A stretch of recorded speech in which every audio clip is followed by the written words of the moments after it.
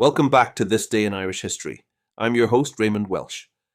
Before we dive into today's story, if you'd like to explore other significant events that happened on this day in Irish history, visit thisdayirishhistory.com. The link is in the episode description. Now, let's journey back to April 15th, 1912, when the RMS Titanic slipped beneath the icy waters of the North Atlantic, taking with her over 1,500 souls, and leaving an indelible mark on Ireland's history and heart. Though the Titanic famously struck the iceberg late on the night of April 14th, it wasn't until around 2:20 a.m. on April 15th that the unsinkable ship met her tragic end.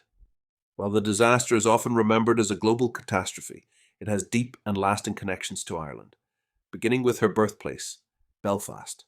Constructed by Harland and Wolff, the massive shipyard on Queen's Island, the Titanic was a marvel of engineering and ambition. At the time, she was the largest and most luxurious passenger liner ever built. The project was a point of immense pride for Belfast, a city booming from its shipbuilding prowess. Thousands of workers laboured for over 2 years to bring Titanic to life. These men, many of them from working-class Protestant and Catholic families alike, devoted their skill and sweat to a ship that would become one of the most iconic vessels in maritime history.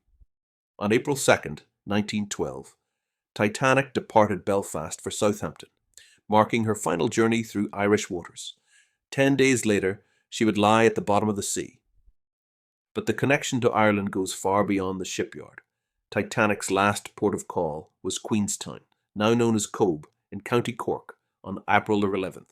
It was here that 123 Irish passengers boarded the ship, many of them young emigrants from Munster, seeking new lives in America.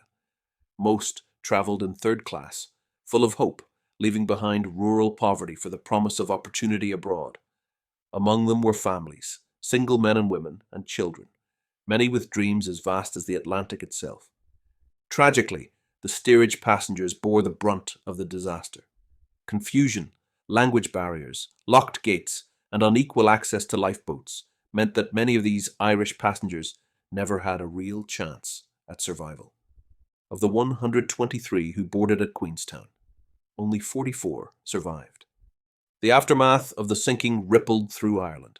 Small towns and villages in counties Cork, Kerry, Clare and beyond were plunged into mourning. Families waited in anguish for word that never came, and funerals were held for those whose bodies were never recovered. The scale of the loss was personal and profound. Each name lost was a brother, a daughter, a neighbour, a friend.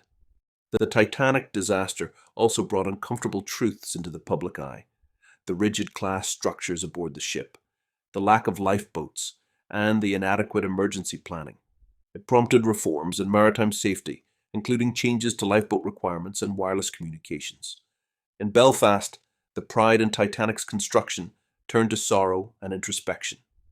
The shipyard workers, many of whom had once boasted of building the greatest ship in the world, now mourned a creation that symbolized both human ingenuity and human fallibility. For decades, Titanic was a hushed topic in Belfast, a ghostly chapter in the city's industrial legacy. Only in recent years has the city reclaimed its role in the story, culminating in the opening of the Titanic Belfast Museum in 2012, a century after the disaster. Today, the story of Titanic is part of Irish folklore as much as it is global history. From the windswept cliffs of Cobh to the docklands of Belfast, the memory of those lost lingers. The tragedy is not just about a ship, it's about the people aboard her, the hopes they carried, and the futures that never came to pass. Thank you for joining me on this journey through Ireland's rich past. Please like and subscribe. And until next time, I'm Raymond Welsh. Slán go Foil.